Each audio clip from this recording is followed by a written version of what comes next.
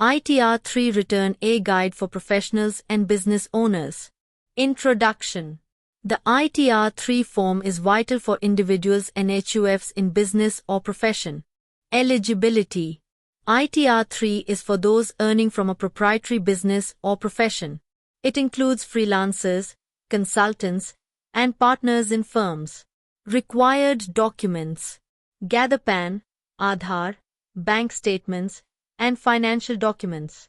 Include TDS certificates and investment proofs. Online filing process. 1. Gather financial info.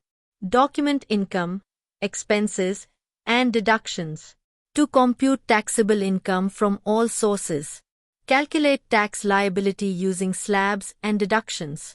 4. Pay advance tax if liability exceeds 10,000 rupees. 5. File online or offline. 6. Fill in ITR 3 form with details. 7. Verify and submit the return. Filing ITR 3 correctly ensures compliance and tax benefits. Seek professional help if needed. Visit www.daakhilnode.com. Contact us.